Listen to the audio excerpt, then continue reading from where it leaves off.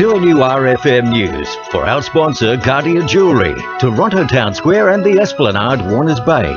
It's 1 o'clock. Good afternoon. I'm Georgia Lupton with 2NURFM Hunter News. Nobby's Beach has been closed as a precaution after a hammerhead shark was spotted at the mouth of the channel this morning. Lifesavers are currently conducting jet ski patrols.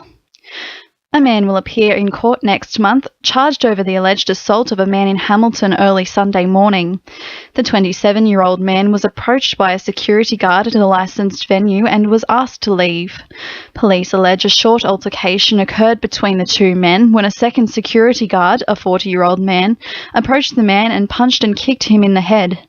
Sarah Barnell from police headquarters says the man has been charged with a number of offences. He was subsequently charged with 4 counts of common assault and assault occasioning actual bodily harm. The man was granted conditional bail to appear at Newcastle Local Court on the 21st of January 2016. Newcastle MP Tim Crackenthorpe believes action should have been taken at the Stockton service station before it burned down on Saturday. It took 6 trucks and 25 firefighters more than 2 hours to bring the blaze under control. Tim Crackenthorpe says we need to look forward into the future of the site.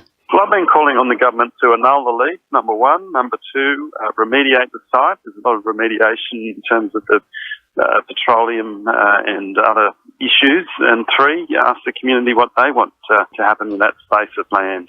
4 young men have been charged with the bashing of a man already left permanently crippled following a motorcycle accident a few months ago. Cobby Hodkinson was brought out of a drug-induced coma in John Hunter Hospital on Sunday night after allegedly being punched to the ground and stomped on at Belmont North service station yesterday. A 19-year-old man and 2 17-year-old youths were taken to Belmont Police Station and each charged with affray and assault occasioning actual bodily harm. Investigations are continuing into an accident at Pecolburn over the weekend. A 49-year-old man was struck whilst crossing Broke Road after leaving the Cold Chisel concert at Hope Estate on Saturday night. Police are now appealing witnesses to come forward. Sarah Barnell from police headquarters says the man is being treated at John Hunter Hospital. The man received head, back and internal injuries from the collision and after being treated at the scene by ambulance paramedics was airlifted to John Hunter Hospital in a critical condition. The driver, who stopped, was taken by police to Cessnock Hospital for mandatory testing. A name has been proposed for the yet-to-be-built transport interchange at Wickham, with Transport for New South Wales proposing the station be called Newcastle Interchange. It is expected the station will be the primary interchange for intercity public transport, including trains, buses and the new light rail system.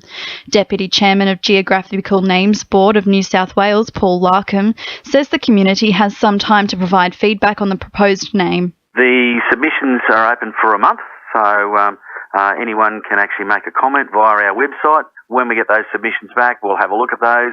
If they're all positive, it'll be a relatively straightforward process. But if it takes a little while longer, and there's some alternatives being suggested, it could be early in the new year. Newcastle researchers have been involved in a successful global clinical trial which gives hope to sufferers of early-stage breast cancer.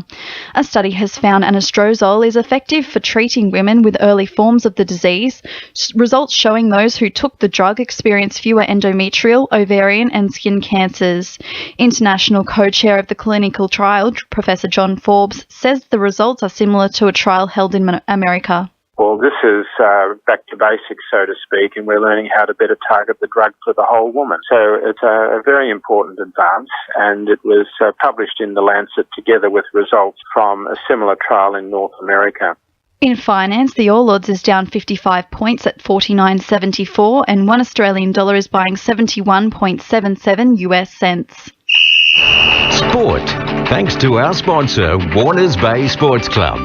The Newcastle Jets lost 4-0 yesterday at Hunter Stadium to dominate Melbourne City, but things could get worse for the club with speculation surrounding the futures of David Carney and Lee Kee-ji. Both players are reportedly being pursued by overseas clubs for moves in the January transfer window.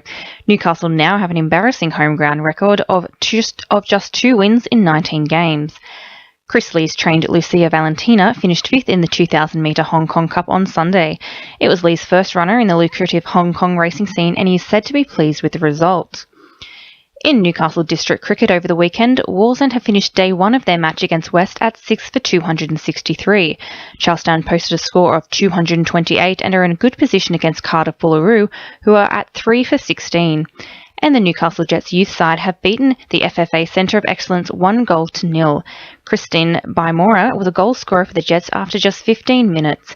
The side are now at the top of the National Youth League Conference. That's Sport. I'm Annabelle Regan. 2 NURFM news time is 1:05.